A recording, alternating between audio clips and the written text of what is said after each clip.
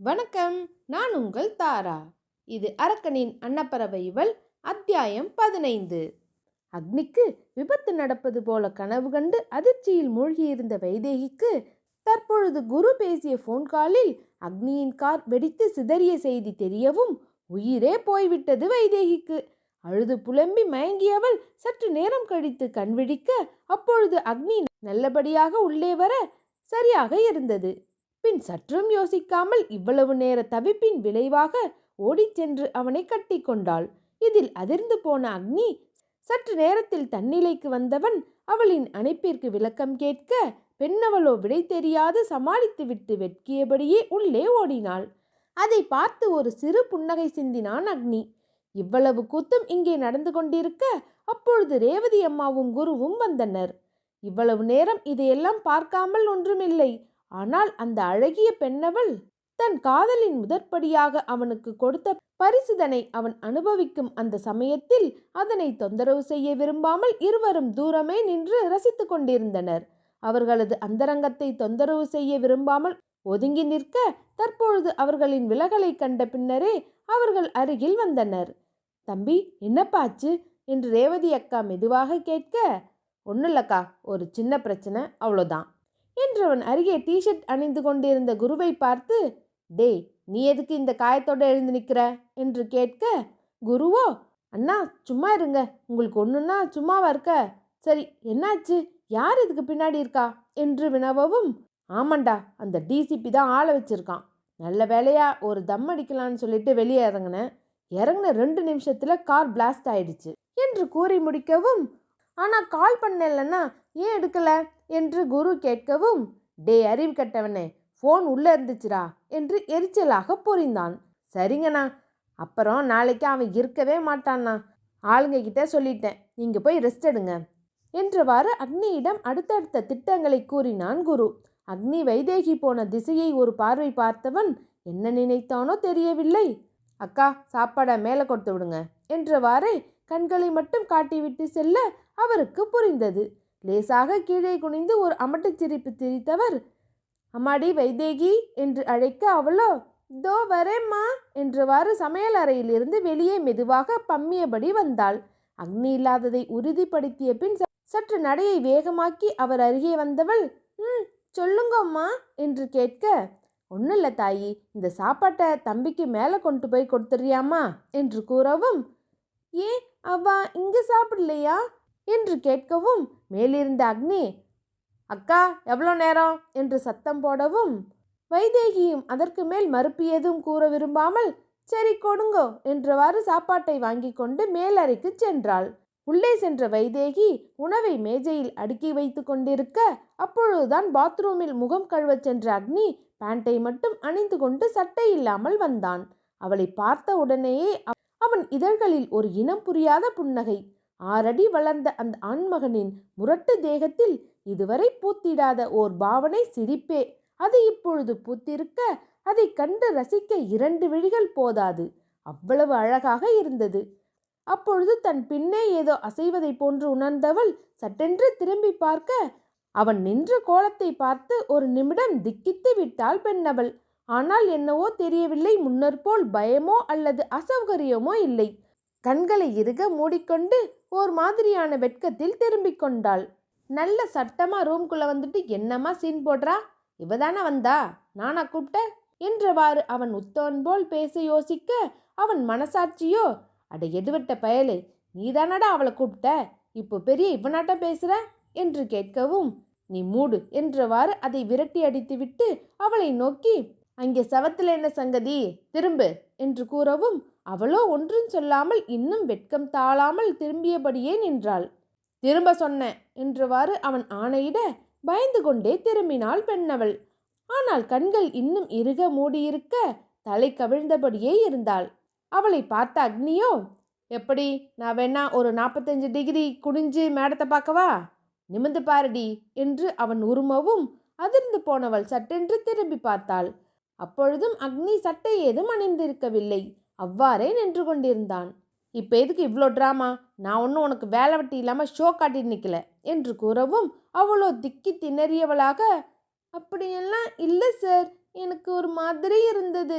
அதான் சரி சாப்பிட வரீங்களா என்று அவள் கூறவும் அவனும் அதற்கு மேல் எதுவும் பேசாமல் வந்து சோஃபாவில் உட்கார அவளும் பரிமாறினாள்.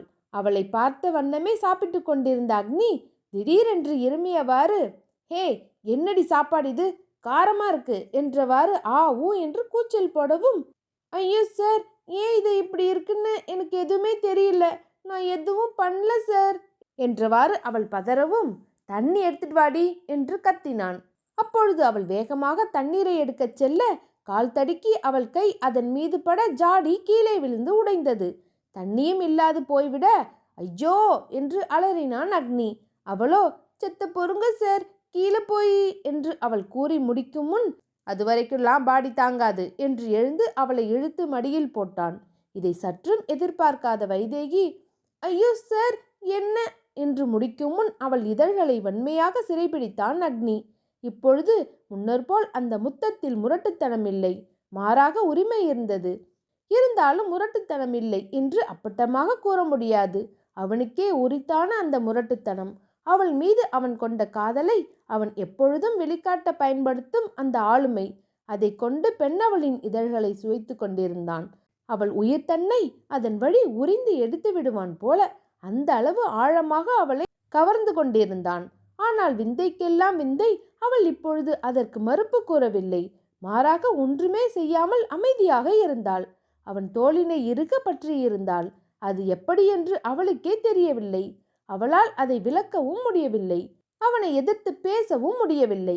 பயம், குழப்பம், இது நாள் வரை அவள் கண்ட இனம் புரியாத உணர்வுகள், அவனது விலகல் தந்த தாக்கம், இப்பொழுது கனவில் கூட அவனது பிரிவை ஏற்றுக்கொள்ள முடியாமல் அவள் தவித்த தவிப்பு, அவனுக்கு ஒன்றும் ஆகவில்லை என்று தெரிந்தவுடன் அவள் கொண்ட நிம்மதி, இவை எல்லாம் சேர்ந்த கலவையாக இனம் புரியாத, அர்த்தம் தெரியாத ஒரு உணர்வு பிறக்க, அந்த உணர்வினை வாயிலாகவே அவன் தீண்டலுக்கு இடம் கொடுத்து கொண்டிருந்தாள் வைதேகி.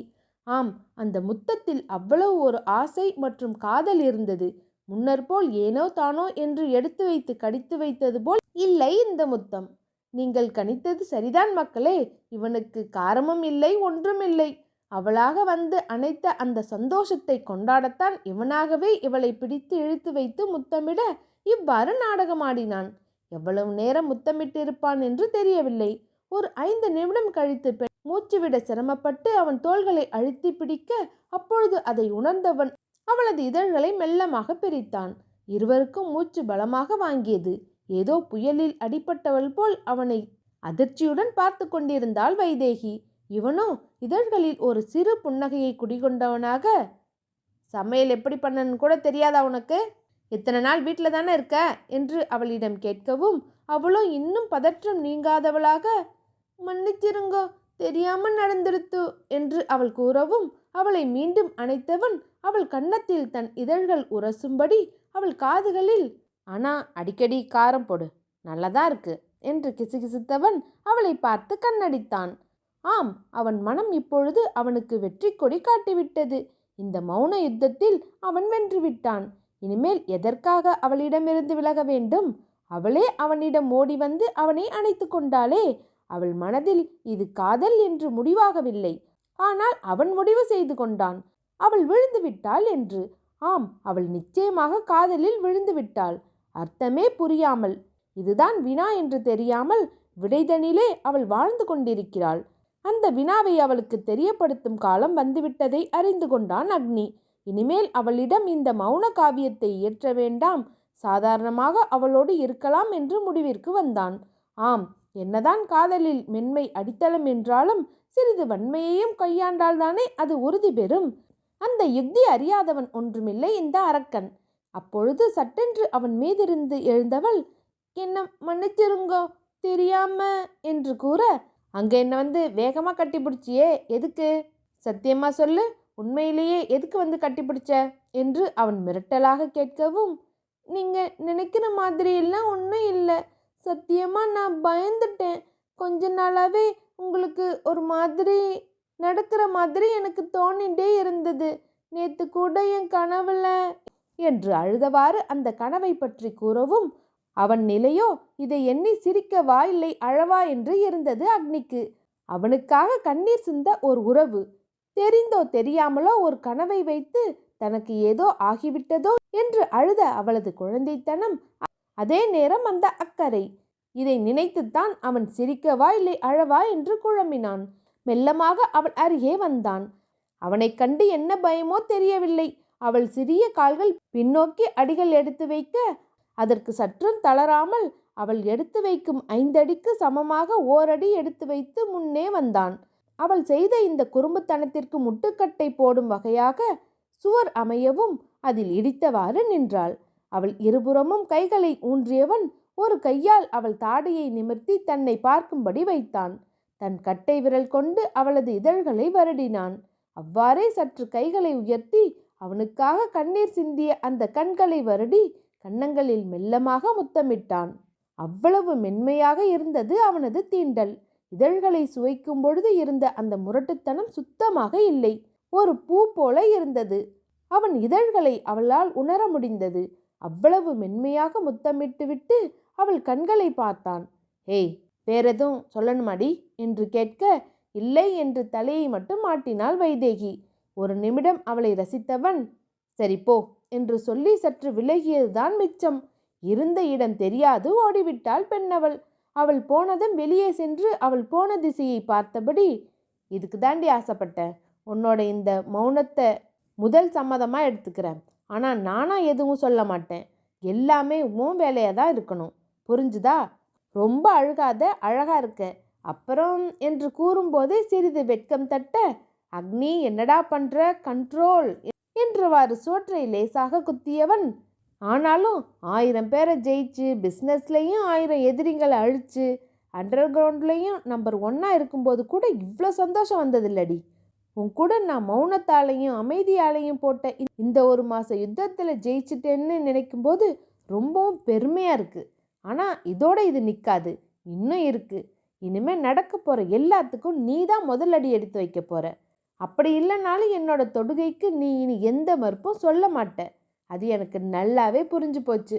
ஆக மொத்தம் உன்னை முழுசாக என்கிட்ட கொடுக்க போற என்றவாறு ஒரு கர்வ புன்னகை சிந்தியவாறு அறைக்குள் சென்றான் அந்த அழகிய அரக்க மன்மதன்.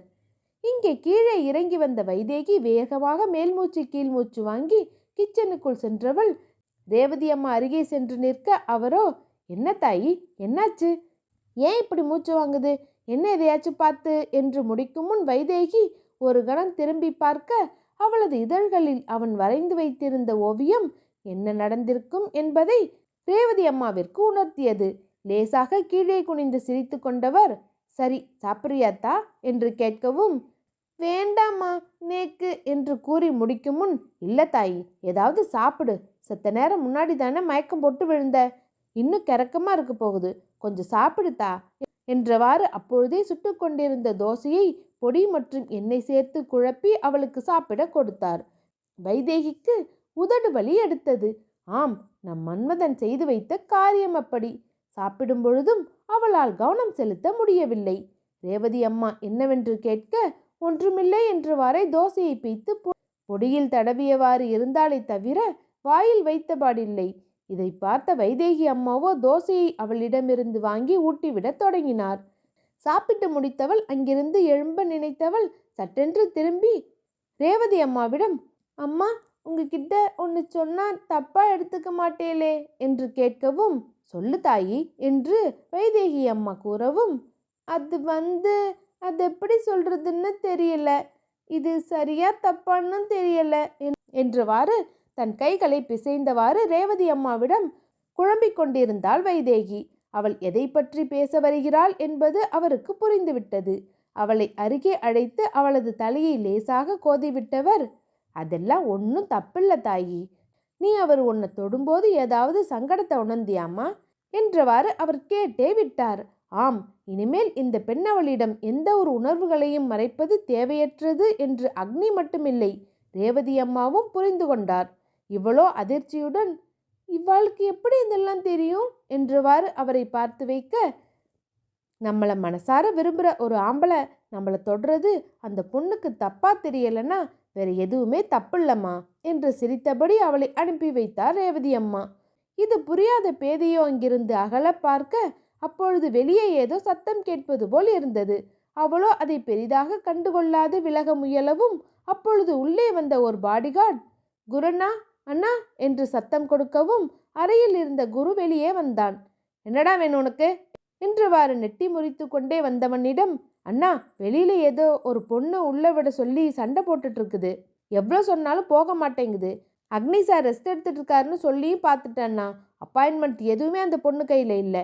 என்ன பண்ணுறது, நிறைய குழந்தைங்க வேற இருக்காங்க அவங்க கூட என்று கூறி முடிக்க சிறிது நேரம் யோசித்தவன், சரி ஏதோ சந்தேகத்துக்கு இடம் கொடுக்குற மாதிரி ஏதாவது இருக்கா என்று கேட்க, இல்லைண்ணா அந்தளவுக்கு சீரியஸாலாம் எதுவும் தெரியல, ஆனால் குழந்தைங்களும் அந்த பொண்ணும் ரொம்ப நேரமாக நின்றுட்டு இருக்காங்க என்று கூறவும், சரி உள்ள அனுப்பு பார்க்குறேன் என்றவாறு திரும்பியவன் அங்கே நின்று கொண்டிருந்த வைதேகியை பார்த்தான். வைதேகி பக்கம் திரும்ப, அண்ணி நீங்கள் என்ன இங்கே நிற்கிறீங்க, சாப்பிட்டீங்களா என்று கேட்கவும், ஆமாங்கண்ணா நீங்கள் என்றவாறு வைதேகியும் கேட்டாள். இல்லை அண்ணி இப்போதான் எந்திரிச்சேன், இன்னைக்கு அண்ணன் வேற ஒரு வேலையாக மும்பை போகிறாரு, ஸோ நான் தான் இன்னைக்கு ஆஃபீஸ் போகணும், அதனால தான்.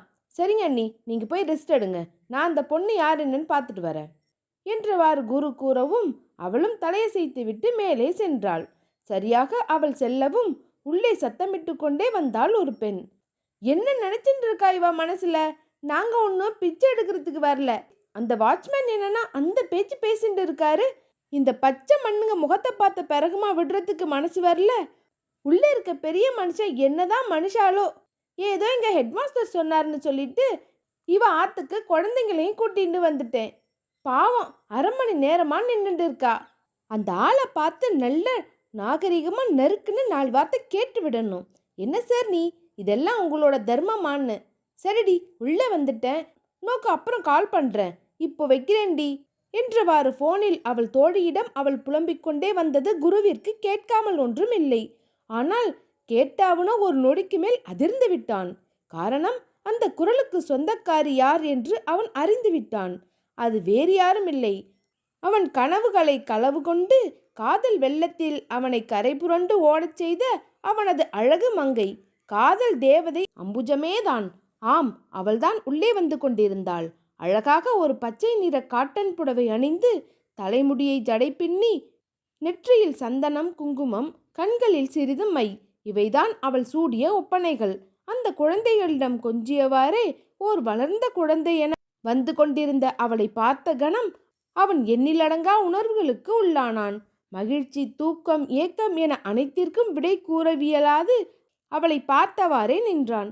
இங்கே உள்ளே வந்து அவனை பார்த்த அம்புஜத்திற்கு அதற்கு மேல் பன்மடங்கு அதிர்ச்சி. காரணம், அவள் அக்னிபுத்திரன் என்று நினைத்து வந்தது ஓர் தொழிலதிபர், அவ்வளவுதான். வைதேகியை தூக்கிச் செல்லும் போது கூட அவன் முதுகு பக்கத்தை மட்டுமே பார்த்திருப்பாள், அவன் முகம் அவளுக்கு தெரிந்திருக்காது. அவள் அக்னியை செய்தித்தாள்களில் மற்றும் மீடியா சந்திப்புகளில் பார்த்ததுண்டு.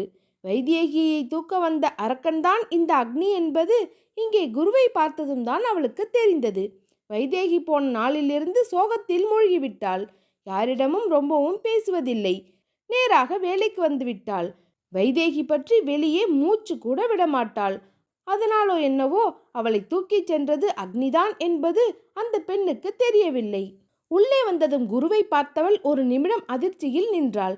பின்னர், சார் நீங்கோ என்றவளிடம், என்ன மேடம் நல்லா பலமா பாராட்டிட்டே வந்தீங்க, எங்க இப்ப சட்டுன்னு எல்லாத்தையும் நிறுத்திட்டீங்க என்றவாறு கேட்க, ஒரு நிமிடம் தலையை குனிந்தவள் பின்னர் குரலை செருமியவளாக, பின்ன என்ன சார், நீங்க பெரிய பணக்காரங்களா இருக்கலாம், அந்தஸ்துல ஒசந்தவங்களா இருக்கலாம், ஆனா இந்த சின்னவாளை இப்படி வெயில நிக்க வைக்கிறதுக்கு நோக்கு எப்படி சார் மனசு வர்றது? அந்த வாட்ச்மேன் ஏதோ அப்பாயின்மெண்ட் சொல்லிட்டு இருக்காரு. நாங்க நடத்துறது வாய் பேச முடியாத காது கேட்க முடியாத சின்னவாளுக்கான பள்ளிக்கூடம். அதுக்கு கொஞ்சம் பொருளாதார ரீதியா உதவி தேவைப்படுறது. அதனால தான் இவர்கிட்ட வந்தோம். யாரு உதவின்னு போய் கேட்டாலும் கண்டிப்பா செய்வார்னு சொல்லி எங்க ஹெட்மாஸ்டர் அனுப்பிவிட்டார். அதனால கொஞ்சம் கோவம் வந்துருச்சு என்று அவள் ஒரு குழந்தையை போல் தலையை ஆட்டி ஆட்டி பேசவும் அதை ரசிக்க 2 கண்கள் போதவில்லை. அவனுக்கு அந்த அழகிய இதழ்களை அப்படியே சிறைபிடித்து கொஞ்சம் ஏங்கியது காதலில் ஊறிய அவனது ஆண்மை. ஆனால் அவளை தனதாக்கும் வரை பொறுமை காக்க வேண்டும் அவன். சரி, இப்ப எதுக்கு இப்படி கோபப்படுற? தோ அண்ணா வந்துருவாரு, இருந்து பேசிட்டு போ. ரேவதி அக்கா, எல்லாருக்கும் ரோஸ் மில்க் போட்டு கொண்டு வாங்க என்று குரு கூறவும், நேக்கு வேணா சார், இவாளுக்கு மட்டும் போதும் என்று அவள் கூற, அவளை ஓரக்கண்ணால் பார்த்தவாறு, ஒரு ரோஸ் மில்க்ல மட்டும் ஐஸ் ஜாஸ்தி போடுங்கக்கா, இங்கே ஒருத்தவங்க ரொம்ப சூடாக இருக்காங்க என்று குரு நக்கலாக கூறவும் அவனை முறைத்தாள் அம்புஜம். சரி தம்பி, இதோ வர என்று ரேவதி அம்மா சத்தம் கொடுத்தார். அப்பொழுதே ஏதோ நினைவு வர, சார் வைதேகி எப்படி இருக்கா என்று கேட்க, அண்ணி நல்லா இருக்காங்க, அண்ணன் கூட சந்தோஷமா இருக்காங்க, இப்பதான் ரூமுக்கு போனாங்க என்றவாறு குரு கூறவும், என்ன அதுக்குள்ளேயா, அவ பயந்த சுபாவம் இருக்கிறவளாச்சே என்று இழுக்கவும், அதெல்லாம் காதல் பண்ற மேஜிக்மா, லவ் பண்ணா அதெல்லாம் புரியும். ஆமா, நீ யாரையாச்சும் லவ் பண்ற என்று கேட்கவும், சீ, நேக்கு அப்படிப்பட்ட அபச்சாரமான பழக்கெல்லாம் எதுவும் இல்லை என்றவளை நினைத்து தலையிலேயே அடித்து கொண்டவன், அண்ணனை இப்பதான் கொஞ்சம் கொஞ்சமா அண்ணி அவங்க மனசார ஏத்துக்கிறாங்க, அதை கெடுத்துறாத என்று அவன் கூறியதில் அவள் ஏதோ ஒரு ஏக்கத்தை கண்டாளோ என்னவோ. அவனிடம் மென்மையாக, இதுவரை உங்க அண்ணா அவளை ஒன்றும் கட்டாயப்படுத்தலையே என்று கேட்கவும், சத்தியமா இல்லை, அண்ணா கொஞ்ச நாளாக அண்ணிக்கிட்ட இருந்து ஒதுங்கிட்டாரு, அவங்களுக்கு அதுக்கப்புறம் தான் அண்ணாவை ரொம்ப பிடிச்சது போல என்று குரு கூற, அவ விருப்பத்தோட உங்க அண்ணா கூட அவ வாழ்றான்னா நேக்கு அதில் எந்த ஆட்சேபனையும் இல்லை. ஆனால் ஒரே ஒரு முறை அவளை பார்க்கணும் போல இருக்கிறது, அவளை ரொம்ப தேடுறது, ஒரே ஒரு முறை என்றவள் கூறும்போதே அவள் கண்கள் கலங்கிவிட அதை குருவால் பார்க்க இயலவில்லை. சரி சரி, இப்போ அண்ணி வந்துடுவாங்க, நீ பார்த்துடலாம் என்றவாறு அவன் கூறியதுதான் மிச்சம்.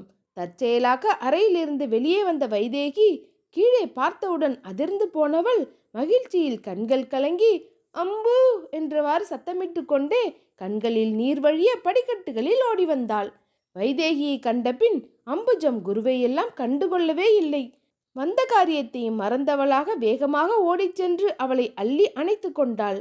அவள் முகமுழுக்க முத்தம் வைத்தவள், என் தங்கம் எப்படி இருக்கிற, நன்னா இருக்கியா, நன்னா சாப்பிட்றியா, நோக்கு ஒரு குறையும் இல்லையே என்றவளின் வழிந்தோடும் கண்ணீரை துடைத்தவாறு, நேக்கு ஒரு குறையும் இல்லைக்கா, நீ நன்னா இருக்கியா, உன்னை எவ்வளவு தேடினேன் தெரியுமா, ராமு தம்பி அம்மா அப்பா எல்லாரும் எப்படி இருக்கா என்றவாறு அழுதபடி அவளிடம் பேசிக்கொண்டிருந்தாள் வைதேகி.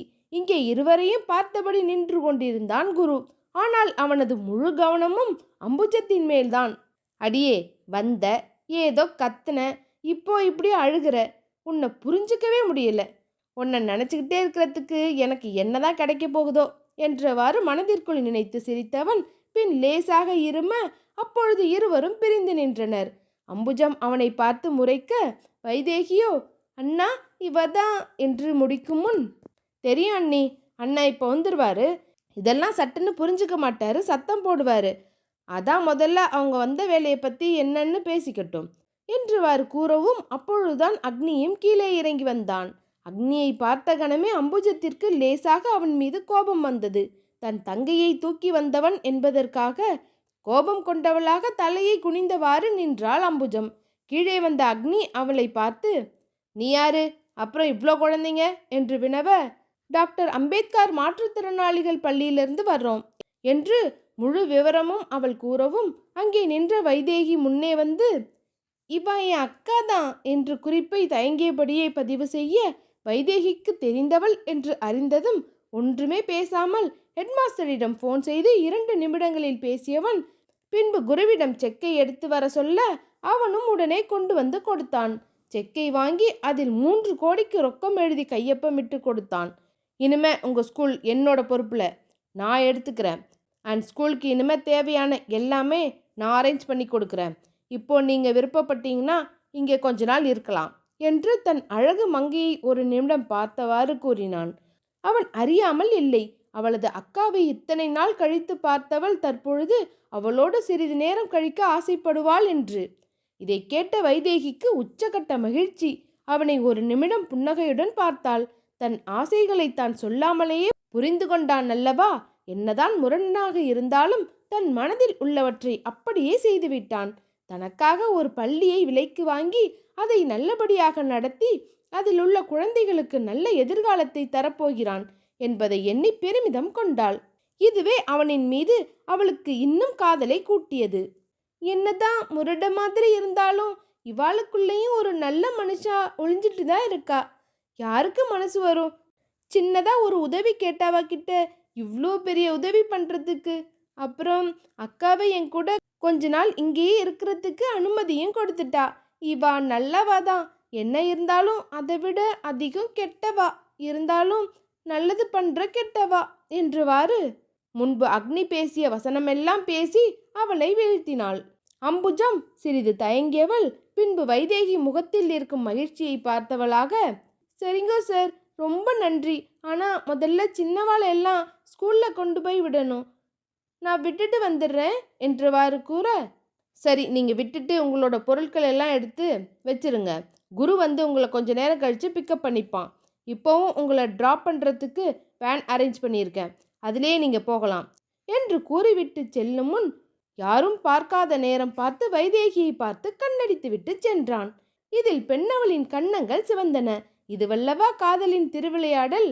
அம்புஜமோ வைதேகியிடம், அடியே வைதேகி, இவா ரொம்ப நல்லவாடி, ஏதோ தெரியாம அவ்வளோ பேசிட்டேன் என்றவாறு பேசிக்கொண்டிருக்க இடையே வந்த குருவோ, இதுக்கு தான் madam don't judge a book by its cover என்று சொல்லுவாங்க. எங்கள் அண்ணன் சொக்க தங்கம், வெளியில் வேணா கரடு முரடா இருப்பார், ஆனால் உள்ளுக்குள்ள ரொம்ப நல்லவர். இதை புரிஞ்சுக்காம தான் இவ்வளோ பேசுனீங்களாக்கும் என்று கேலி செய்யவும், அதான் சாரி சொல்லிட்டேனோ என்றவாறு அம்புஜம் கூற, இவனோ, சரி இப்போ கிளம்புங்க, சீக்கிரம் ரெடியாகுங்க, எனக்கு வேலை இருக்கு, உங்களை கூட்டிகிட்டு வந்து வீட்டில் வேற விடணும் என்று அவசரம் மேலோங்க கூறவும், சார் நேக்கு வேலை இருக்கிறது, டிரைவரை யாரையாவது என்று அவள் முடிக்கும் முன் மூக்கு சிவந்தவனாக, அதெல்லாம் இல்லை, நானே வரேன், பட் நீங்கள் கொஞ்சம் சீக்கிரம் ரெடி ஆகுங்க என்றவாறு அவர்களிடம் ஒரு குறும்பு கலந்த துணியில் கூற, அந்த அர்த்தம் எல்லாம் அவளுக்கு புரியவில்லை. மரியாதை நிமித்தமாக நம்மை அழைத்து வந்து விட வேண்டும் என்று நினைக்கிறார் போல என்று நினைத்தவள், சரிங்க சார், அப்போ நான் வரேன் என்றவாறு அங்கிருந்த குழந்தைகளை அழைத்து கொண்டு வைதேகியை ஒரு முறை இறுக அணைத்து விடை பெற்றாள். அங்கே வெளியே அக்னி இவர்களுக்காக ஏற்பாடு செய்திருந்த ஒரு சிறு வேனில் அனைவருடனும் ஏறிக்கொண்டு சென்றாள் அம்புஜம். இங்கு அம்புஜம் இருப்பது வைதேகிக்கு மகிழ்ச்சியோ இல்லையோ, குருவிற்கு உச்சகட்ட மகிழ்ச்சி. வேகமாக ரூமிற்குள் ஓடியவன் உள்ளே சென்று மறுநொடியே வானத்திற்கும் பூமிக்கும் குதித்து கொண்டிருந்தான். அவனே அவளை இங்கு அழைத்து வருவது என்று அண்ணன் கூறியதை ஏதோ தான் அவளை காதலித்து மனைவியாக தான் இல்லத்திற்கு அழைத்து வருவது போல் நினைத்து கொண்டான். கற்பனை கடலில் மிதந்து கொண்டிருந்தான். அவ்வளவு ஆசை மற்றும் பூரிப்பு அவளிடம் இருக்காத பின்னர் தன்னை ஒரு முறை அவள் திரும்பி பார்க்க மாட்டாளா என்று ஏங்கியவனுக்கு சில நாட்கள் தன்னோடு வீட்டிலேயே தங்கப் போகிறாள் என்றால் மகிழ்ச்சிக்கு சொல்லவா வேண்டும். தன் மனதையும் தன் காதலையும் புரிய வைக்க ஒரு வாய்ப்பு கிடைத்திருக்கிறது. விடுவானா நமது ஆணழகன்? நிச்சயமாக தனது இந்த மென்மையின் மூலமாக சிறிது வன்மையாகவும் தன் காதலை அம்புஜத்தின் மனதில் விதைத்தே தீர்வான். வெற்றி வாகை சூட சபதம் பூண்டு கொண்டு தன் அறைக்கு சென்றான் குரு.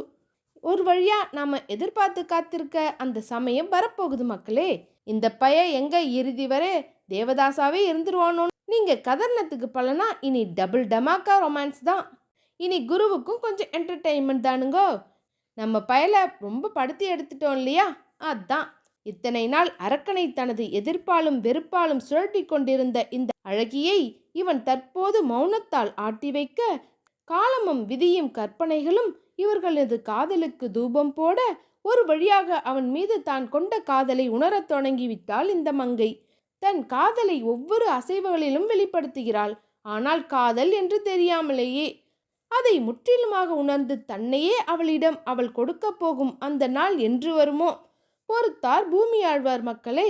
அதனால் இத்தனை நாள் அக்னியும் குருவும் பொறுத்தாங்க இல்லையா, அது மாதிரி நம்மளும் கொஞ்சம் பொறுமை காத்து வரப்போகும் அத்தியாயங்களில் தெரிந்து கொள்வோம். இதோட இந்த அத்தியாயம் முடியுது. அடுத்த அத்தியாயத்தில் மீட் பண்ணலாம். இனி வாரந்தோறும் அரக்கனின் அன்னப்பறவை இவள் வரும். ஸ்டோரி பற்றின அப்டேட்டுக்கு மறக்காமல் சப்ஸ்கிரைப் பண்ணிக்கோங்க. லைக் பண்ணுங்கள், ஷேர் பண்ணுங்கள், மறக்காமல் உங்களோட கருத்துக்களை கமெண்ட் பண்ணுங்கள். டாடா.